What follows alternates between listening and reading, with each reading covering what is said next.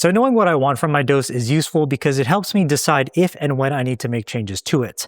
So in this video, I'm going to go over all of that and more, and hopefully by watching this, you'll have an idea of what to look for in your own dose. I'm Nico, nutrition coach microdosing tirzepatide to help control my binge eating and to lose some vanity weight. All right, I'll be going over what I want, the good stuff, what I don't want, the bad stuff, and how I decide when to make any changes to my dose, as in increasing it, decreasing it, or just keeping it the same. Okay, what do I want? When it comes to microdosing to help with fat loss, the main thing I look for is a decent amount of appetite suppression. And I define that as getting full faster, staying full longer, and having reduced hunger and cravings. Reduced, not completely gone. Now let's go through each of these. I usually give a donut example, but this time I'll change it up. So get full faster means instead of eating a whole cheeseburger and getting full, I get full after eating half of it. For staying full longer, let's say I have no appetite suppression after I eat a cheeseburger. That means I'll be full for like 2 hours. If I have appetite suppression from my dose, I'm full for like 4 or more hours. For reduced hunger and cravings, this means the intensity of them.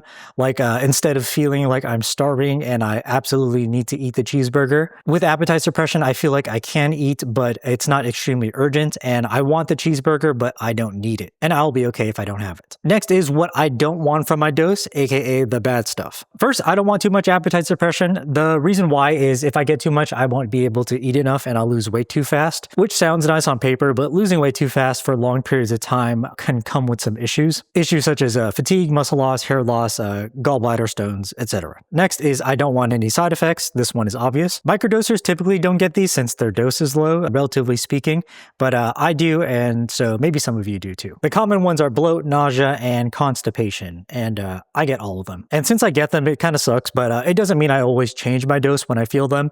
It's more about how much I can tolerate. Like if I can reduce the chances of making them worse by avoiding eating certain foods or not increasing my dose too often, then I'll keep my dose the same. The third thing is cost. I don't want to pay more for my GLP-1 than I have to. I mean, I actually don't want to pay for my GLP-1 at all, to be honest. But depending on where you get yours and your financial situation, it can be cheap or expensive. So let's say I'm on the side that it's expensive for me. That means I got to do what I can to maximize each dose before increasing it. Because using a higher dose and being on a GLP-1 for a long time typically means more money spent over time. And if I can't afford my meds, I either have to stop taking them, take a lower dose, find a cheaper provider, or I guess make more money to pay for them. So these are the 3 things I don't want. Now, getting what I want or don't want isn't always so clear, especially because there are varying degrees to them, or I can get a few of these and not all of them. This makes knowing when to make changes to my dose harder. Like let's say I get full faster. Getting full faster can mean both I eat half a cheeseburger and get full, or I take 1 bite and get full. The latter is obviously a problem, and I probably have to lower my dose if that's the case. Or let's say I get reduced hunger and cravings and I get full faster, but I don't stay full longer. What this looks like is that I'll eat half a cheeseburger and feel full, and then an hour later I'm super hungry. So then I eat the other half of the cheeseburger and get full, and then an hour later I'm super hungry again. To me, that's annoying and I don't want to deal with that. So when that happens, do I increase my dose even though I'm getting the other things? I would consider it because I don't want to deal with it, but if I didn't mind, then I wouldn't increase my dose. It really just comes down to personal preference. And one thing I need to mention is that I always try to make any increases as a last resort because every time I go up in dose, there's always a chance that I get the good stuff along with the bad stuff. So there's like this constant balancing act of getting what I want and avoiding what I don't want. But once I find the dose that works great for me, then I tend to stick to it. Like I've been at 0.75 milligrams of tirzepatide for like 6 months out of the 8 months I've been microdosing. The first 2 months was just a bunch of trial and error and finding the dose that works for me. Like I made more changes in the first 2 months than I did in the past 6. Now, a lot of this is a lot to keep in mind when considering when to increase or decrease your dose or keep it the same.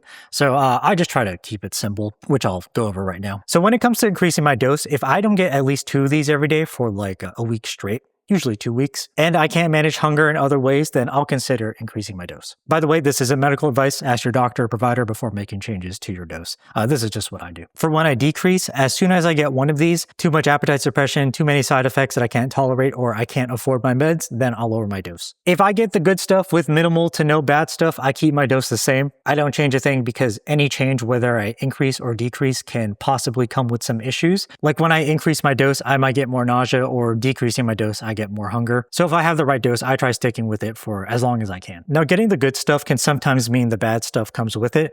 Like if I increase my dose, I might get that appetite suppression I need, but also I get more nausea. So what do I do in this situation? I personally prioritize getting less of the bad stuff. I would rather have just a little appetite suppression if it means I won't get any bad things like side effects, because getting any of the bad stuff makes going through the weight loss process much harder, and it could either affect my health or make me want to quit losing weight. I want the weight loss process to be as easy as possible.